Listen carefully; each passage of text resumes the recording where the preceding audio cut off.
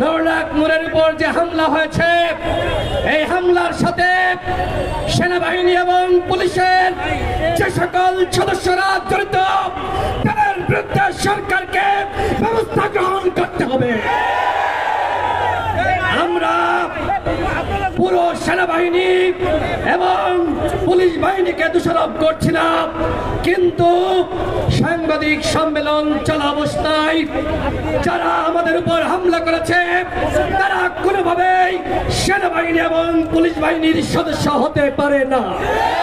যারা এই ঘটনায় জড়িত তাদেরকে চিহ্নিত করে অবশ্যই তাদের বিরুদ্ধে ব্যবস্থা নিতে হবে, অন্যথায় আপনারাও এই দায় এড়াতে পারবেন না।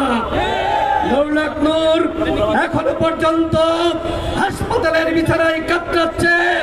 গতকাল দেখলাম মধ্যরাতে সরকারের পক্ষ থেকে একটি তদন্ত কমিশন প্রকাশ করা হয়েছে। আমরা সরকারের এই উদ্যোগকে সাধুবাদ জানাই, কিন্তু প্রশ্ন রাখতে চাই, এখনো পর্যন্ত ভিডিও ফুটেজ থাকার পরেও কেন একজনও গ্রেপ্তার হলো না? কেন গ্রেপ্তার হলো না? তাদেরকে প্রোটেকশন করে দিচ্ছে এই স্বরাষ্ট্র উপদেষ্টার অনুমতি ছাড়া, নির্দেশ ছাড়া নওলাখ নূরের উপর হামলা হয় নাই। সুতরাং একজন জনপ্রিয় জাতীয় নেতা, জুলাই গণঅভ্যুত্থানের অন্যতম সাহসী নেতা, তার উপর যে হামলা হয়েছে, এই হামলার দায় নিয়ে এই নির্লজ্জ বেয়াদ ছোট লোক, এই অথর্ব স্বরাষ্ট্র উপদেষ্টাকে পদত্যাগ করতে হবে। এইরকম স্বরাষ্ট্র উপদেষ্টা বিপ্লব পরবর্তী সময়ে একটি অন্তর্বর্তীকালীন সরকারের উপদেষ্টা হতে পারে না। সুতরাং অবশ্যই এই স্বরাষ্ট্র উপদেষ্টাকে পদত্যাগ করতে হবে।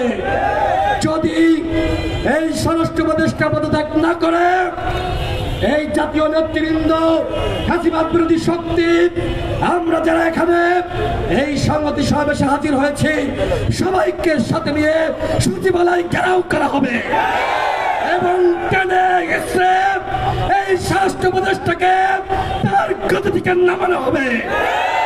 আমার সর্বশেষ কথা, আওয়ামী লীগ যে অপরাধ করেছে, জাতীয় পার্টি কি একই অপরাধ করে নাই? সাবেক প্রধানমন্ত্রী বেগম খালেদা জিয়া তার বাথরুমে সিসিটিভি ক্যামেরা লাগানোর কথা বলেছিল, সেই মশিউর রহমান রাঙ্গা, ওর পাতা লাল করে দিতে হবে। ও এখন কোথায় আছে? ওকে খুঁজে বের করে ওর পাতা লাল করে দিতে হবে। অন্যথায় বন্ধুরা, আপনারা যারা এই যে গণঅভ্যুত্থানে ফেসবুক লাল করেছিলেন, আপনারা কিন্তু ভালো থাকতে পারবেন না, আমাদেরকে ওরা লাল করে দিবে। ইতিমধ্যে ভারত একটি চক্রান্ত ষড়যন্ত্র শুরু করেছে, আবারও জাতীয় পার্টিকে বিরোধী দল বানাবে। মুখের কথা, ভারত তুমি মানবাধিকার আবদার পাইছ, এই বাংলাদেশে কে সরকারি দল হবে আর কে বিরোধী দল হবে সেই সিদ্ধান্ত নিবে বাংলাদেশের জনগণ। বাংলাদেশের রাজনীতি নিয়ে ভারতকে আর নাক গলানোর সুযোগ দেওয়া হবে না। বাংলাদেশের রাজনীতি কোথায় যাবে, আমাদের দেশ কোথায় যাবে, সেই সিদ্ধান্ত নিব আমরা যারা এখানে আজকে সমবেত হয়েছে।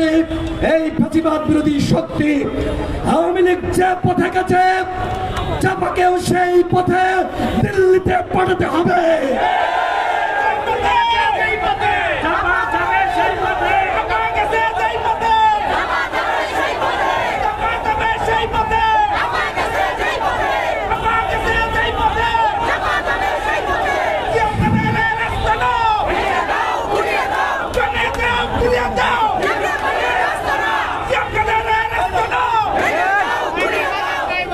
আপনারা একতাবদ্ধ হন, অন্যথায় আগামীতে আমরা যদি সরকার সবাই মিলে গঠন করি, আমাদেরকে কিন্তু ক্ষমতায় থাকতে দিবে না।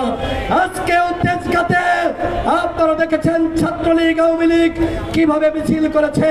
ওরা কিন্তু কখনো জাতীয় পার্টির কাঁধে ভর করে, কখনো ফ্যাসিবাদের শক্তি হয়ে এই প্রশাসন, পুলিশ, সচিবালয়ে যারা রয়েছে ওরা কিন্তু ফিরে আসার চেষ্টা করছে।